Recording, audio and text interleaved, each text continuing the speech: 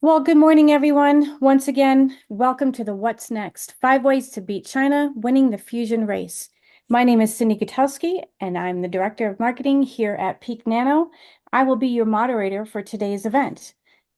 Before we get started, I just want to go through a few, let's see, housekeeping items. So first of all, today's webinar is being recorded and it will be shared along with the presentation following the webcast later today. In addition to that, we are going to be holding a live Q&A session at the last portion or the last 15 minutes of our webinar. Please submit your questions through the Q&A chat and not through the webinar chat so that we can pose those questions to our panelists at the end of this session. Any questions that we do not get to, we certainly will get to them and send an email with those answers. We will also be putting together 4 polls at the end of that session. Please participate. In addition to that, we are going to announce our next webcast, What's Next webcast, at the end of this session, so stay tuned until the end. Our agenda today, we are absolutely excited to have Robbie Diamond, the founder and president of SAFE. We are going to be doing an interview session with Robbie Diamond, followed by Mike Human, who is joining us from Ignition Research. He is a principal analyst and co-founder. He's going to remind us of his recent market research and what's at risk and the value of the fusion market. Following that, Sean Walsh, who will also be interviewing Mr. Diamond during the first part of our session, is going to talk to us about 5 ways and 5 strategies that we can beat China in this fusion race. Without further ado, I'm going to welcome Mr. Diamond and Sean Walsh. Thank you, Cindy. Robbie, welcome to the webcast. I'd like to start with just asking you to tell us a little bit about yourself and the SAFE organization. Well, great. Thank you so much, Sean, for having me and inviting me to this really important webinar. Rarely do you stand on the precipice of a new technology so that we don't lose before we start. So it's always an opportunity to maybe get it right. So SAFE was started 20 years ago. It used to be known as Securing America's Future Energy. I like to say we're the organization formerly known in the best way, like Prince. And really it started because 20 years ago we were on a global war on terror, and we had 2 wars in the Middle East, and we were concerned that oil is being the proximate cause. And why were we not solving this problem? And we had a Republican Party that said drill more, and a Democratic Party that said sort of use less, and the great beer debate, tastes great, less filling. And we said, look, if this is wasting so much blood and treasure of the country, one should do everything you can. And so we put together a group of 4-star admirals and generals who could say, I just sailed the Straits of Hormuz. This is why it matters. And CEOs of major companies use a lot of oil. And so we put together this group with Fred Smith, the founder of FedEx, and now executive chairman, who understands, using the modern clipper ships, why oil is so important to our modern economy, the lifeblood, and General P.X. Kelly, the 28th Commandant of the Marine Corps. And we advocated for producing what we could domestically with high standards, using it as efficiently as possible, fuel efficiency standards, and moving to electric vehicles. Among the first to say that, and then ultimately signed the first fuel efficiency law in 30 years, first time ever for heavy duty trucks. So that's what we cared about. Over time, following technology, geopolitics have changed different policies, but kept the same beating heart of these 4-star admirals and generals and CEOs. I just fast forward very quickly, getting to your real questions on China, and I'll get there. I just say, about 8 years ago, got concerned that we'd go from what we'd say the Russian or Saudi frying pan into the Beijing battery fire with these batteries. And so created a critical mineral strategy center and a strategic industrial materials center. And basically, if something is an F-150 Lightning and an F-35, we should care where it's made, how it's made. And we created a critical center for grid security because we need that energy to turn a material into something. Many of the things we'll soon talk about. And then we started an organization in Europe. So in some ways, we're a collection of organizations with executive directors that are thinking through what is needed both commercially and militarily, because many of those same technologies are now together. And how Yes. do we bring them together to make sure that our country and our allies have what we need to compete and to defend ourselves into the future? So Robbie, let's pick up on that moment right there. China.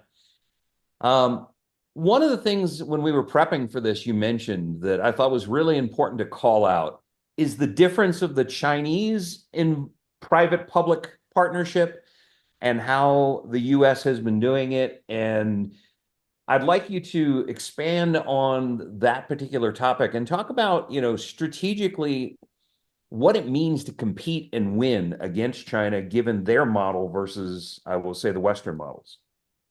Yeah. So first of all, I'm just happy that you're not asking me actual fusion questions. So thank you. Thank you very much. Um, the question really is public-private partnerships in China, is there really public and private? Or is it public in many cases, right? What is really the distinction, both legally or practically, when, Mhm. of course, the government in some ways owns everything because there's no really recourse if you're not doing what the government wants, from many perspectives.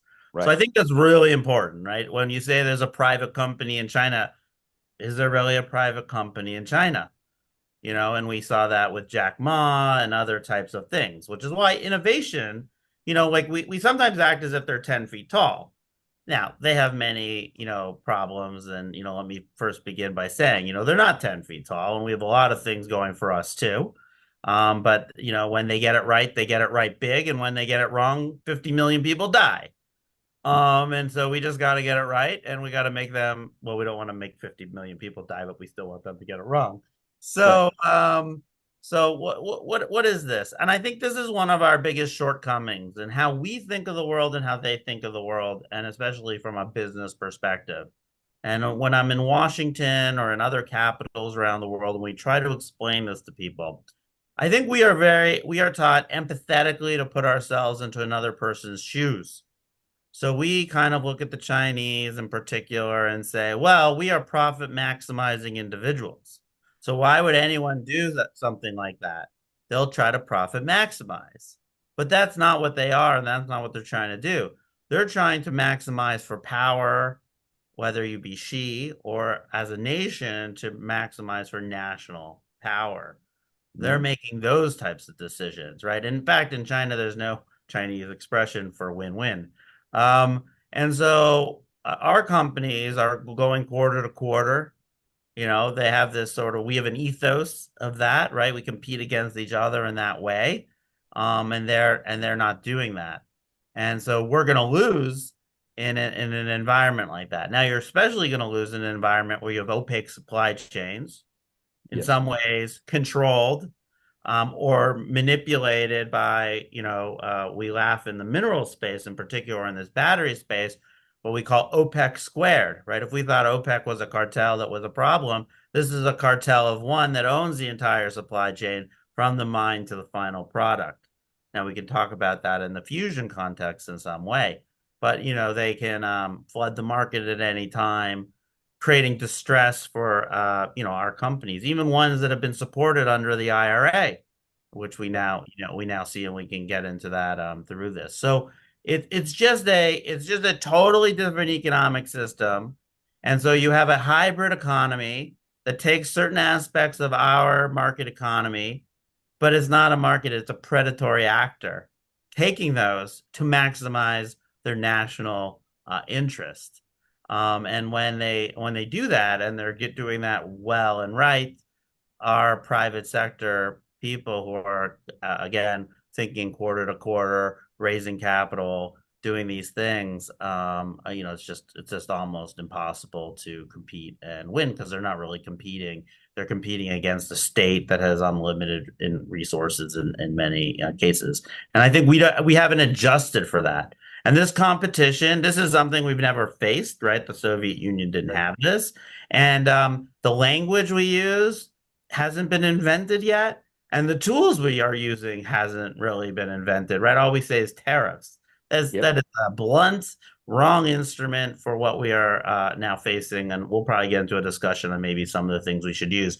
But I think it's really important. And the last thing I'll say, and I think important to to deal with, and you hear a lot about it now, is overcapacity, right? There's this overcapacity, right? They don't have consumers and they're just building and they're just selling it cheaply around the world.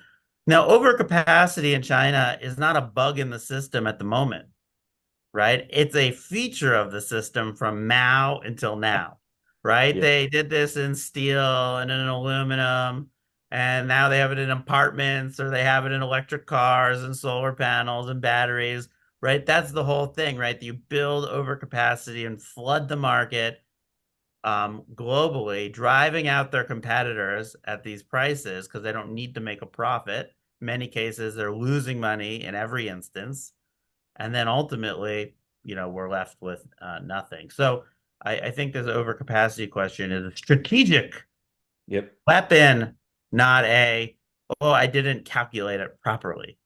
So with that, let's tackle the next big question that we wanted to have you look at, which is China has proven, and there was a video released this morning by the Wall Street Journal where Andrew Holland, the CEO of the Fusion Industry Association, talked about how China is a fast follower, how in many ways they've implemented some of the DOE strategies that we've published, but have done it very aggressively. Can you talk a little bit about, how that mechanism works to have the government sponsor these programs and entities, and how they go from a fast follower to a leader based on some of the other industries I know you've tracked around batteries and solar and other things? Yeah. So first of all, I feel like you should always respect your competitors. So yes, they have always been fast followers, but now then they turn into leaders in some cases. And in some cases, you can read a lot of studies out there. Once they become leaders, innovation can dry up and they don't actually innovate. And then they stagnate certain innovations we might otherwise have done ourselves. So there's a whole complicated mix once they take over, an industry. Yep. But I think ultimately, the reason that this happens is, first of all, of course, there's thievery. I think IP is something they're going to talk about. But it's our fault. We don't want to do these things here or in many other cases, right? I mean, they want to build things, and they're willing to build things, and they're willing to we have a problem here. Well, I think it starts in many cases in our capital markets, right? Especially like when we talk about manufacturing, right? I mean, what are the returns? What are the margins? What are all these things? Right? So like forget permitting, forget all these government things for a minute. Are in the United States, does Wall Street want to do these things? And the answer is many cases no. Is our tax system, where are we allocating our capital, right? Are we allowing manufacturing to make the same amount of money as just moving money, as creating software? No.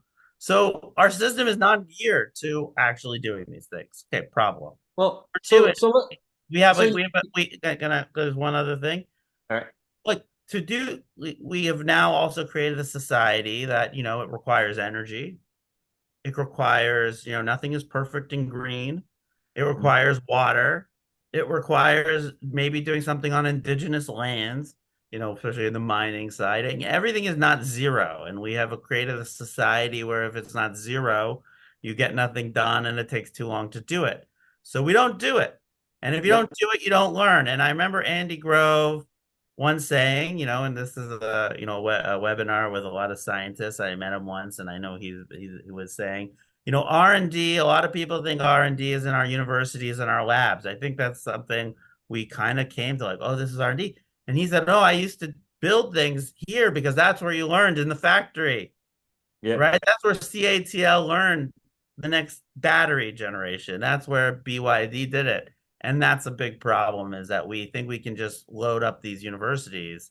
But I think also we've lost that innovation. But you wanted to ask me a question. I could go on for more, but go.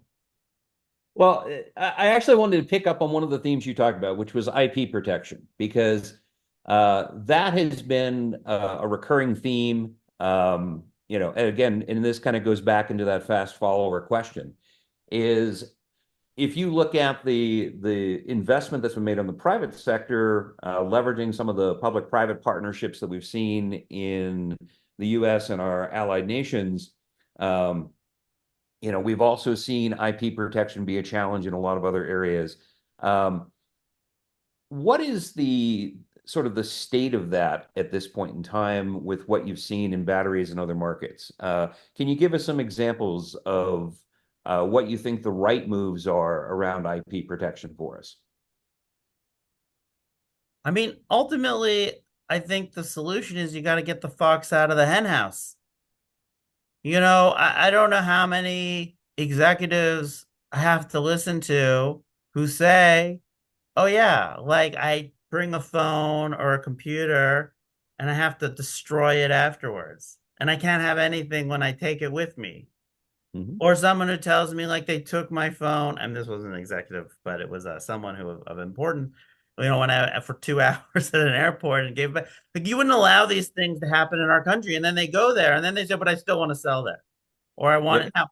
Things are changing a little bit, but it's like they sort of they put their normal values and judgment on hold when they're Yes. dealing with this one society in this one place versus how they make judgments in a different place. And I Fair. just don't understand what they're thinking of. And then they make the judgment and say, oh, well, and I asked one in a semiconductor company who did a lot there, like, well, how do you do that? And this made a little sense to me, which is, first of all, I just send them older technology and I just have to run faster. So then my thought is, okay, well, CATL that might open up this factory for with Ford, they're just going to send us old stuff. Like, Ford's not going to learn from them. You can't catfish the catfisher. They invented that. So Yep. No, no, we forget definitely got forget to do. actual thievery for a moment. They are not going to let us do to them what they did to us. So So, get over it, America. It all ain't right. gonna happen. Got to get the fox out of the hen house and move on here. And it's gonna happen more and more, both because you said it, there's this tit for tat going on. Yep. So like we can't become dependent because we do it to them, they do it to us, and it's over, and that's not healthy and it's not possible. But then two is, I'll use the car example, which is, the government just put out an NPRM, and, or our cranes and our ports. Like, we're pulling out the cranes and our ports because they're monitoring, what's going to happen. You can't have Chinese cranes or our cars that have any, no more hardware or software. Okay. So what's going to happen? And I bring up this Hezbollah pager thing for a moment. Some country, I don't know, was it some country blew up those pagers. I don't know who it was, but okay. So wait, we're gonna bring things in a country we might go to war with at some point. Again, I hope it doesn't happen. But these are very serious issues that have now come to the fore, and I don't know how we continue the way it's been. So, Robbie, let me ask you my next question because you just gave me a great intro there, which is the supply chain. So, can you talk about examples that you've seen as you've been looking at securing supply chains that have done it right over the last, I'll say decade, and whether you call it reshoring, whether you call it, secure supply chains, but who got the formula right? Where is there a playbook that we could look at for the fusion industry? So I think no one has gotten it right. I mean, I hate to say it. I think we are in the first innings, maybe, of beginning to think through this. I Okay. mean, it's a really, in some ways, it's incredible what has happened in like, let's say 3 to 4 years, right? Or maybe, a little more like Donald Trump started it and Joe Biden has like continued it. The language, like when we started this, I see rare earth on the screen. No one knew what a rare earth was. No one knew what a critical mineral was. No one knew that there was a difference between mining and processing. Now maybe 5% in Washington do, maybe 10%. So it has moved, in sort of lightning speed at like at that parlance, but they don't know how it really functions. And capital is not moving for the reasons I sort of discussed in the beginning, because China is undermining the actual market itself over and over again. So, Okay. in the rare earth, you know, here are just some issues. So first of all, there's all the permitting issues. There's all the issues that have to do with getting capital to do these things when they know that China's out there and really owns the supply chain, so they can undermine it. We do not have vertical integration. So even when we mine something in our one rare earth mine, it has to be sent to China to actually be processed and Yep. then be used because they actually make the magnets to then be used. And then here, where we do have some rare earth stuff, it's done for the Pentagon, and those companies aren't really interested in doing it in the commercial side because they can make so much more margin just for the Pentagon. So somehow we have to begin to bring together the commercial needs and the Pentagon needs, and the Pentagon needs to understand that the scale of the commercial side, mostly the auto and other industries, will Yep. help them, bring down price. We can't just continue like they can't get what they need on their own. So that's just something that we're working on in SAFE, right? The same nickel, the Yep. same rare earth, and things like that. So I don't think we're there. I don't think we're close to there, but we Okay. at least we're getting, there. And those are the problems of like rare earth. We've sent out a lot of money. We've started spending, but my biggest concern is although we're spending, Democrats have a problem still with the upstream, the mining, like they're not comfortable. So we're not Yep. doing everything we need. And Republicans have a problem with the downstream, supporting the industries, right? Electric vehicles, and how do we like create demand? Somewhere we need to bring those together. So let me jump in there because that's kind of my next question is to kind of wrap up this segment. What would you recommend we do for policy? You've talked about some of the different perspectives that the various groups in Washington have had.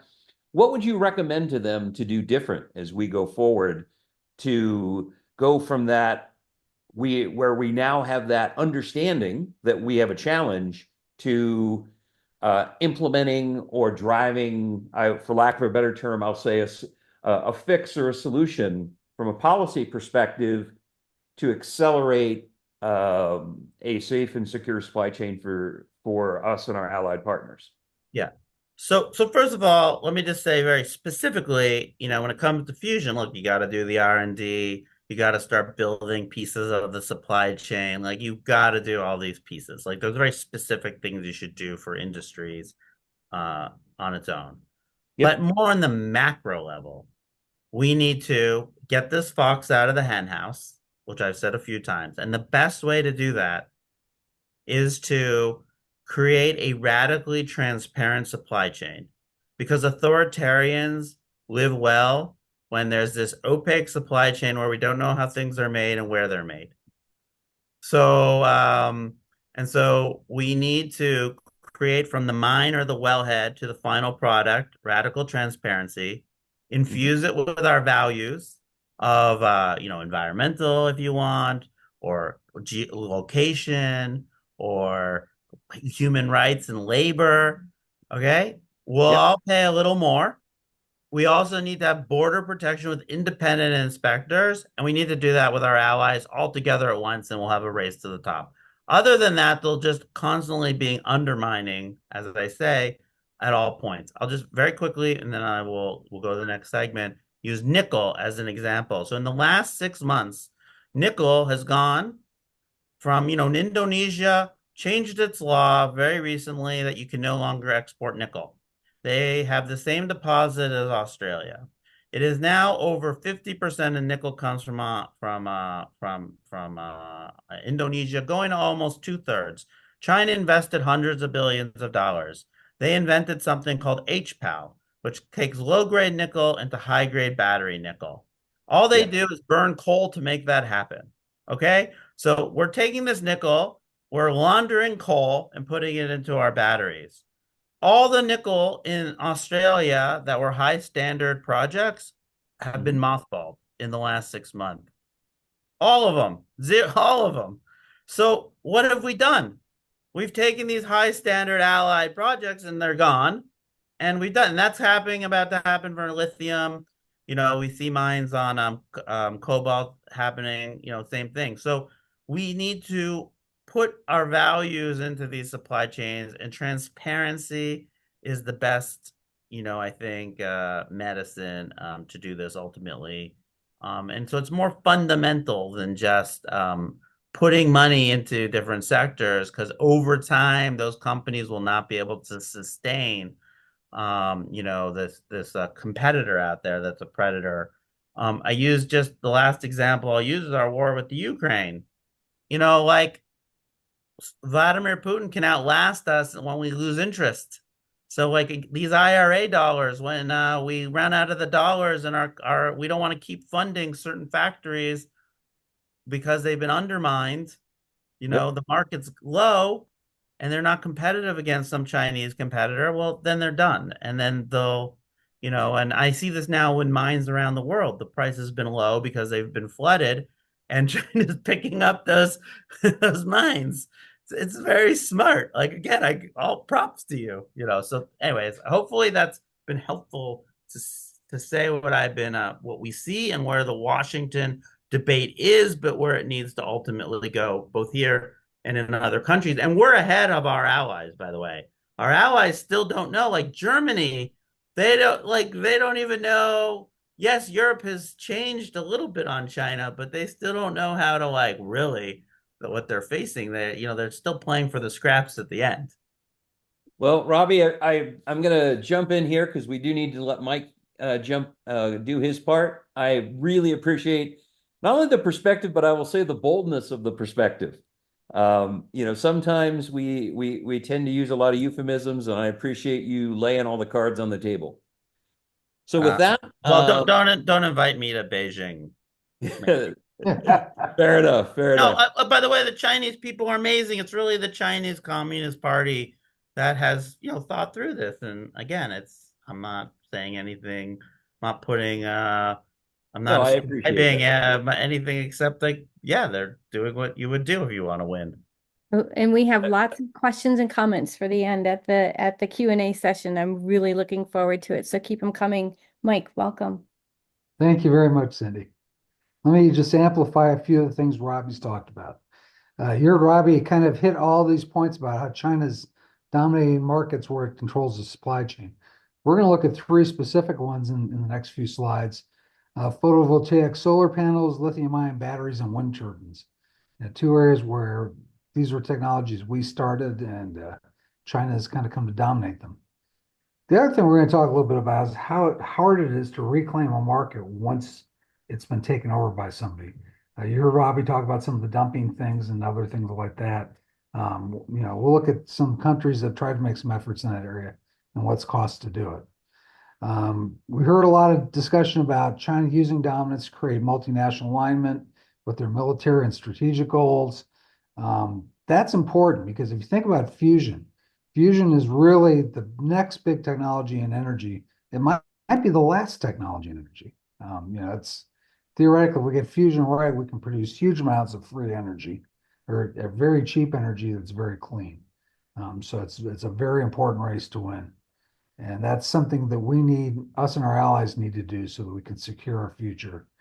Because he who controls the energy resources increasingly looks like the person who's going to control a lot of the other decisions on the planet. So let's talk about the photovoltaic solar market. So PV solar in 2021 generated 7.6% of worldwide electricity. That's about 1,421 billion kilowatt hours of electricity. In this market, okay, which is growing very fast, China manufactures 97% of the wafers, 86% of the solar cells, and 75% of the modules.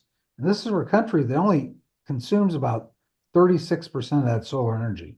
So almost all that stuff, or at least a good 2/3 of it roughly, is being exported out to the rest of the world, to countries like the United States, which used to build lots of PV solar panels and now creates very few.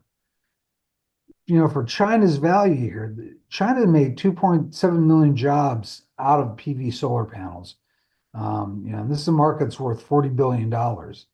That's 11 times the number of solar jobs the United States had in 2021. Okay, and a lot of theirs are in manufacturing.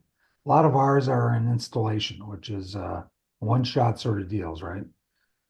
The biggest thing, though, solar is forecasted to grow 5x between now and 2050. So if you want to keep up in that market, you really have to invest. Another market, let's see, here, lithium-ion batteries. So everybody knows about EVs, how important lithium-ion batteries are to EVs. The market in 2021 was worth over $50 billion. Again, it's a market China dominates today. They're building 79% share in 2021. That's expected to shrink to 65% share in 2025. These same batteries that are used for EVs get used also for energy storage systems for solar and wind power. When the sun's not shining, solar's not generating electricity. So some of that electricity, when it is generating, goes into batteries that then is put on the grid afterwards. Same with the wind.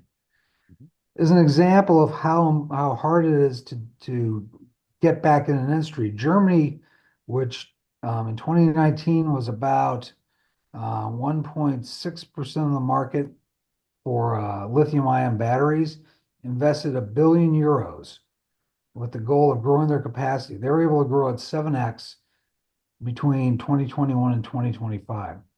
So they're paying roughly €100 million for every percent of market share that they were getting.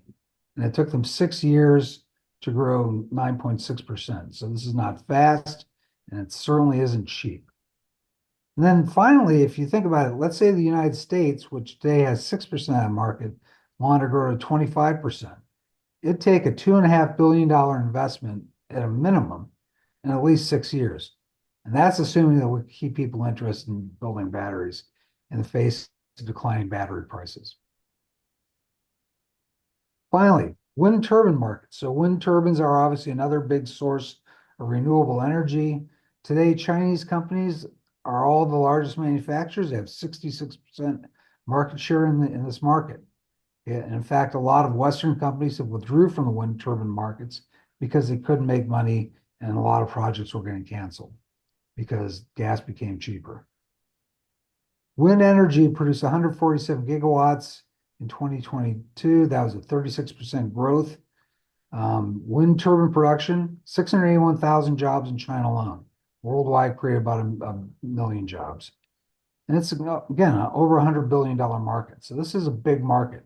3 big markets are important for our energy that China owns today.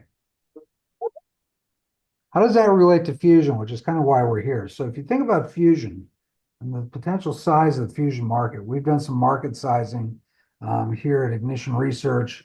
We see a market that could be close to 22% of all the world's energy by 2050.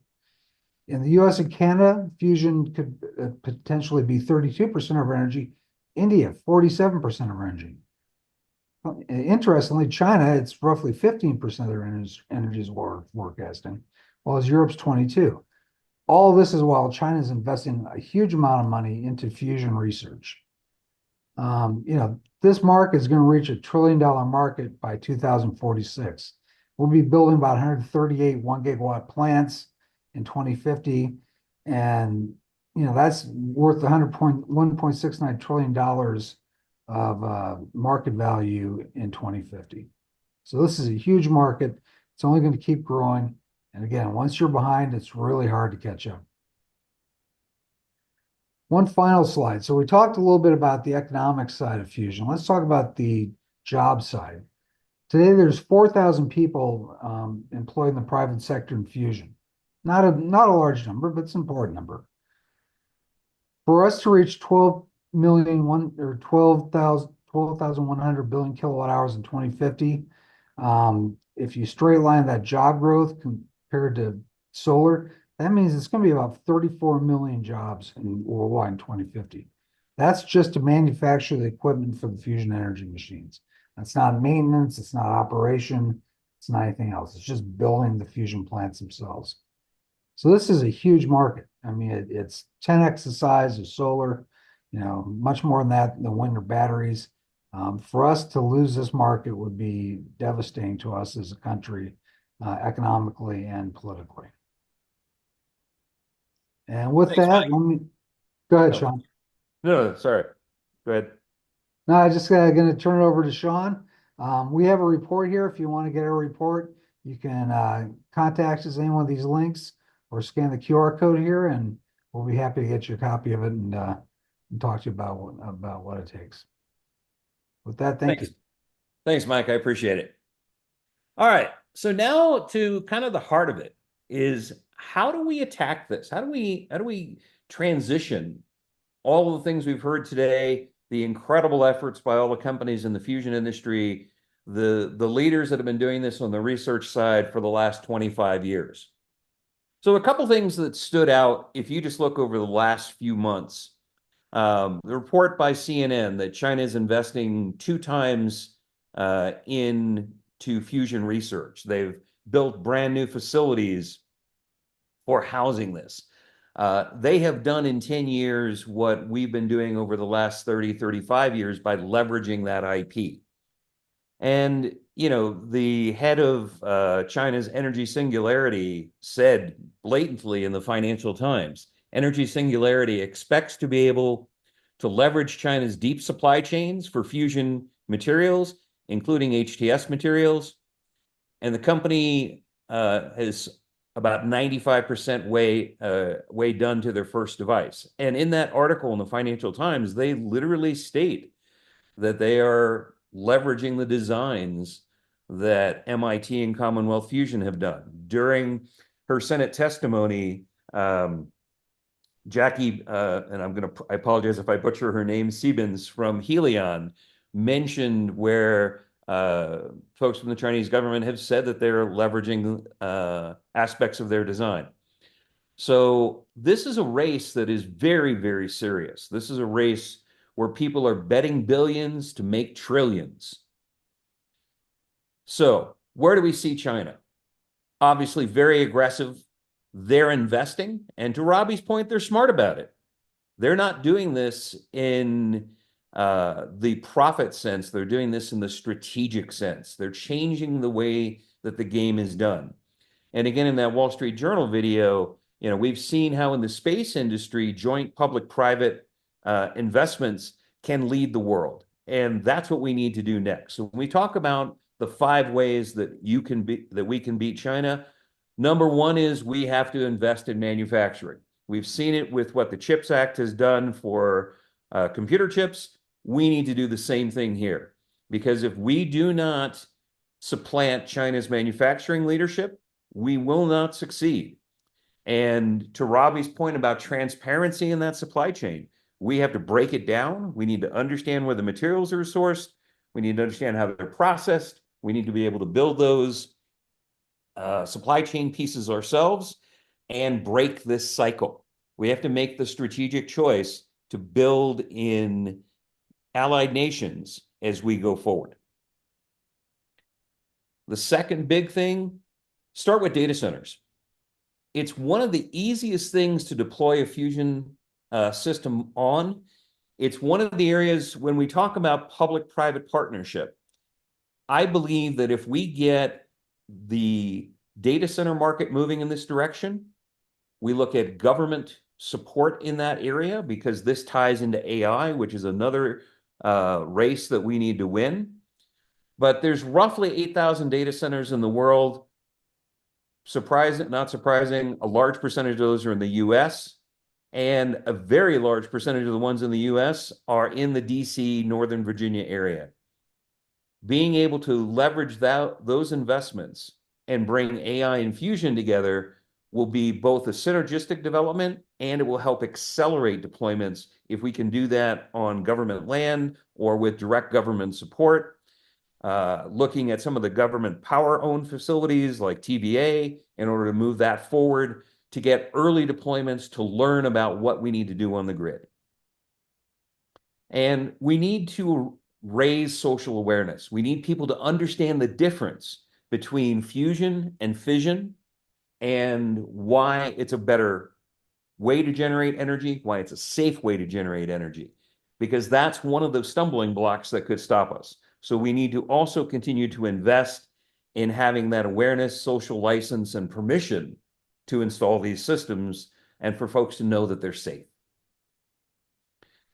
And the other thing is fusion is a team sport. You know, I've purposely picked this picture coming out of the cybersecurity world. There's a coalition known as the Five Eyes Intelligence Program, where we share information in an appropriately confidential way so that we learn together, we protect the world together, and we enable the world together. And we need to follow that same policy approach for fusion with the new DOE programs that are being announced. And finally, we need to understand how we knock down some of the regulatory things and have a consistent policy to build that end-to-end supply chain. As a Formula One fan, when you look at the changes that were brought in by the Formula One Association that tell us this is how we're going to build cars, these are the requirements, this is the size and shape of the bread box, not exactly how to build everything, but how to build something that can be leverageable.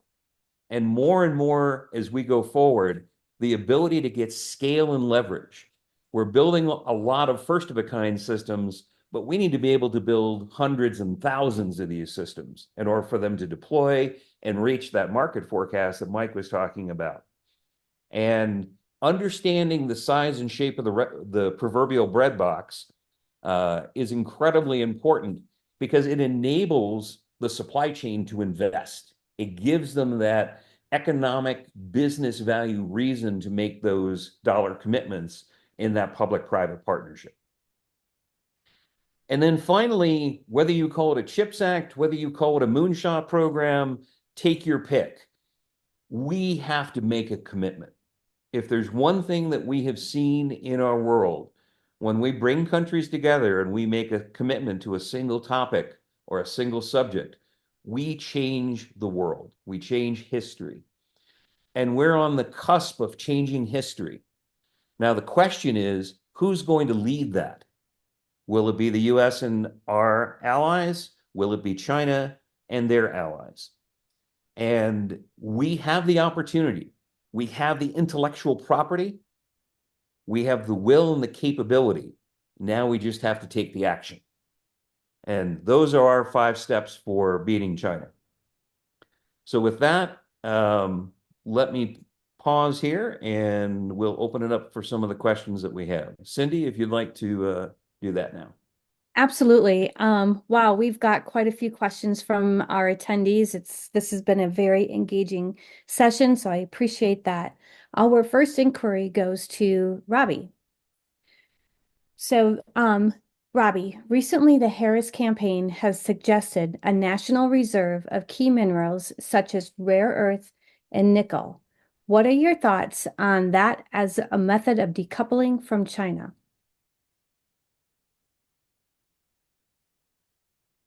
Oh, you're on mute, sir. Sorry about that. You'd think after all that COVID time, we'd all be ready. I can't hear you. I can't hear you. You're on mute. The issue there is it's not a fix to the problem. It's a short-term potential fix if you have a short-term, shortfall. But, we need our own supply chain to deal with the long-term issue if China cuts off supply, if they control, both the mines and then the processing for these materials. So we do need a stockpile, but the stockpile itself is not going to solve certainly not our commercial needs, and certainly we want to have commercial capacity, especially if we go to electric vehicles and we start building batteries and different things here. But and then even our defense needs. So it's something like we need, but it can't be a placebo to solve the problem. The problem is we actually need to do these things here, and we need to do them in allied countries, and we need to stand them up.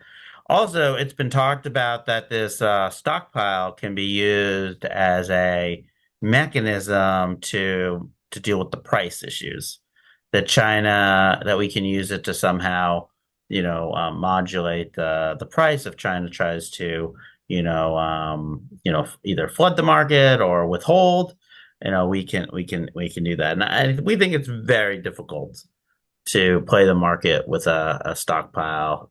Much harder even than a strategic petroleum reserve, which we've had for all this time and have never really used it well. So we are definitely in favor of building that reserve, but don't think it's and we haven't funded it in so long, and it's at an all-time low. But we don't see it as necessarily a mechanism for the market. Now, there are other proposals out there, like creating insurance, like we have farm insurance, where some companies could go just as you have crops, and farmers are supported. So here, like miners could go out there, and if China floods the market, there'd be like insurance companies that had helped miners. And if something goes wrong, the U.S. government could, step in, and just the China knowing that, the lender of last resort, which is the U.S. government, which has a lot of capital capacity, could help, would be there, would then dissuade them from doing such things. So there are a bunch of other types of proposals that could be good. So hopefully that answers the question. I appreciate that. Yeah. Mike, I want so Cindy, I apologize. I jumped in because my brain was looking at the questions. Mike, I want to jump in here and ask you to tackle this question from Gregory Van Dyke about your market forecast. Of that $1 trillion market, what do you think the split will be between the components they buy for the manufacturing of the plant versus the construction and land? What's kind of your thought on that Yeah, percentage? no, that's I'm good. Okay, that's a great question. So if you think about fusion, it's very much like other high-tech industries, right? You think of data center servers, if you think of even nuclear fusion or nuclear fission, sorry, for instance, these are things where the cost of the equipment itself is very high. Now, nuclear fission, which is probably the closest analog to fusion energy in the sense of complexity, a lot of it's around building these strong, heavy buildings that have to be able to withstand meltdowns, things like that. We don't have that in fusion, right? Fusion is much more like, I'll call it like a data center in a sense. It's that sort of building. If you look at, say, another analogy like PV solar, a huge part of that total value is the supply chain and the things that are being supplied. Now, of course, in the case of PV solar, you got China where it's vertically integrated and building top to bottom. The opportunity for supply chain companies to get much of that is limited. In fusion, if we do it right, and this gets back to again to what Robbie said, there's a lot of opportunity for us to get a huge amount of value out of that. It could be 50, 60%. I think the building costs for just building it are going to be fairly low. So I hope that answers your question, Greg. Great question, by the way. Thank you, Mike. Next question. How can we balance the need for international collaboration in fusion research with the imperative to protect U.S. intellectual property? Sean, do you want to take that for us? Sure.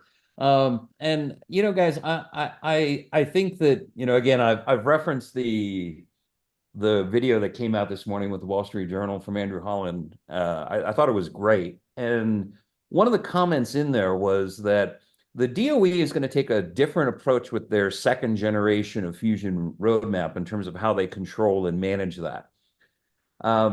There is unquestionably a need for international collaboration. I don't think anyone can do this alone. And that's why I had that slide about it being a team sport. The second part is that you need to be selective about what you share with whom in that. And that's why I like the analogy of the five eyes. Now, I don't know that it's exactly those 5 companies. It might be a dozen, might be a different group. But there needs to be a strategic choice made about what we think um, enables the allied nations to lead in this market. And knowledge is like the proverbial Pandora's box. You can't stop it forever. But what you need to do is be able to manage it appropriately so that you are maximizing your strategic position uh, in advance of competitors. And that's how I see this evolving a bit. There will always be natural flow of information at a scientific level, but at an implementation tactical level of how the plants go together, how to build the specific configurations, what materials are optimized versus were tried and didn't quite work out. I think you'll see that be considered more proprietary IP as we go forward. And there will be a free exchange of ideas at a research and university level, but there will, at an implementation level, because we have private organizations, I think you'll see more protection in IP in that area. And I think we'll see more legislation that requires, or I don't know if legislation is the right word, but regulations that require control of that information, similar to what we have for ITAR for some of our defense contracts. So I think there's a good model out there to balance university research sharing, private IP, and then national or allied nation level IP following the ITAR model. Thanks, Cindy. Welcome. Okay, our next question it kind of goes along that same answer. Given the current state of fusion research and development, what specific actions should the U.S. take to accelerate our fusion energy production? Mike, you want to take that one? Yeah, absolutely. So it's, I think Sean put it very well. This is not something that, one company can do by itself or even one country can do by itself. That said, one of the things I think we've seen with all the private investments happened in fusion over the past 4 or 5 years is that the direction that those private companies are going is by nature different than the direction that large US labs and international efforts such as ITER are going. And that's important because these guys aren't focused on building the biggest fusion machine. They're focused on building fusion machines they could sell that can economically produce energy. So I think a big piece of that collaboration has to be how do we actually encourage more private investment? How do we and help those companies become more successful through tax laws, CHIPS Acts, things like that. And I think that's going to have at least as much of an impact as funding programs like ITER or National Emission Facility or similar efforts like that. Hmm. I would just say, I think it's important to, again, I'm not an expert in all this. I haven't looked at every documentation, but some people I did speak to, the roadmap of the supply chain itself of all the pieces that we're going to need in the end, that we're looking at the technology and picking the big pieces, but do we have all the little pieces? Because, someone once said that, nothing is, I remembered in the beginning of the war in the Ukraine, Volkswagen was making for their electric vehicles, the electrical part, the cradle of all the electrical equipment, and they said nothing is critical in your supply chain until it's critical. If you're missing one piece and it doesn't work without the one piece, it doesn't work. So we have to make sure that all the components are there's not one piece sourced from a place. Ultimately, they won't sell it. And I think that that's really important to create the coalition of all the players, even the people on the upside of the supply chain.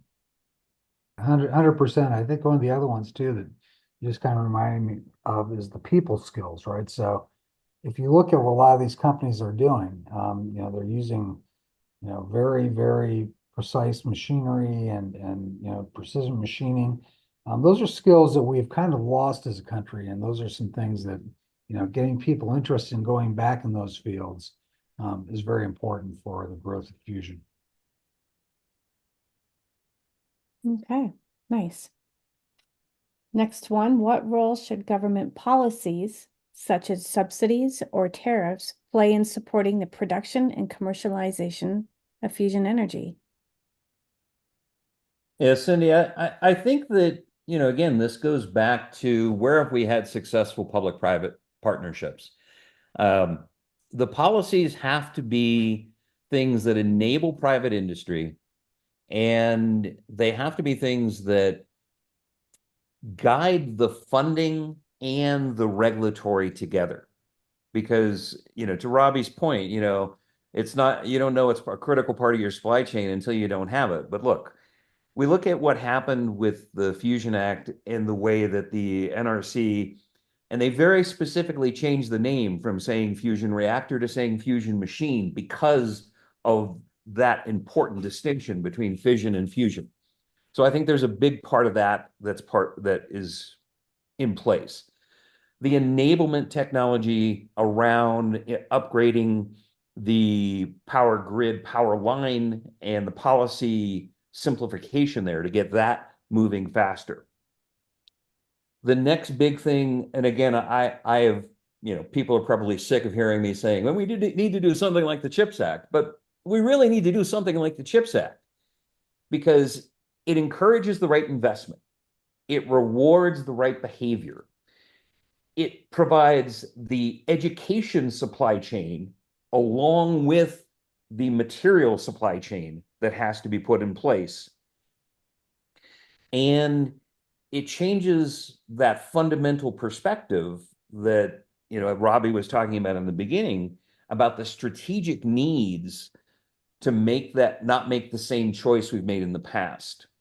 Our CEO once we were having a conversation, and he said, we got to stop the Jack Welch model of capitalism and think about one that's a little bit more strategic in terms of how we build things out. And a lot of that has changed over the last 20 years. And I think we'll start to see a continued shift, and the CHIPS Act is probably the first tangible evidence of that. The the Fusion Industry Association, has put forth a proposal for some supplemental funding that, again, is along the lines of what you've seen in the CHIPS Act.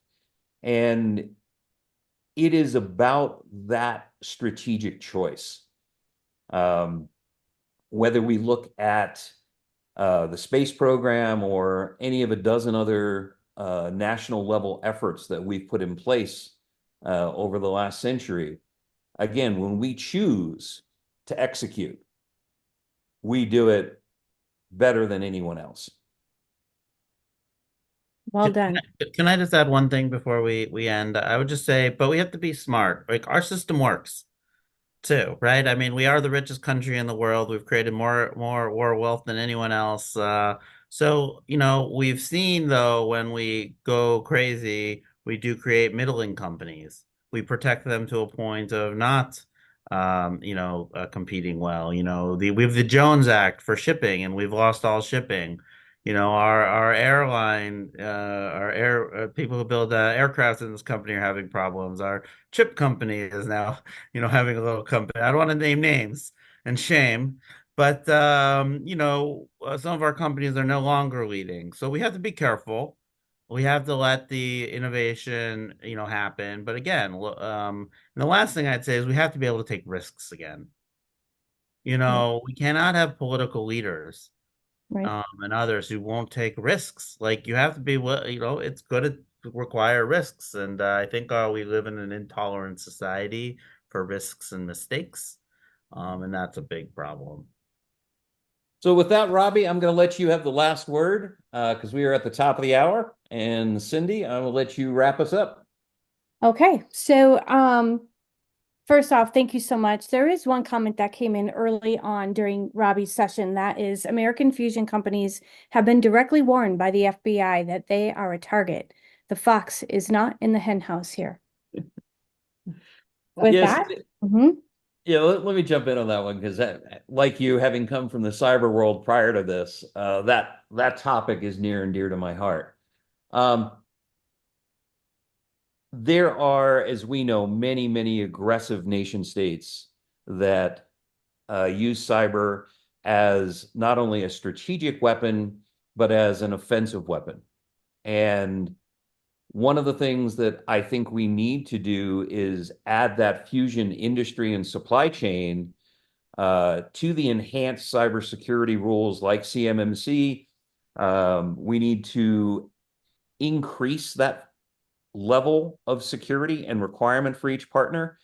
And there's a fairly well-defined NIST and set of MITRE standards that can help in this area.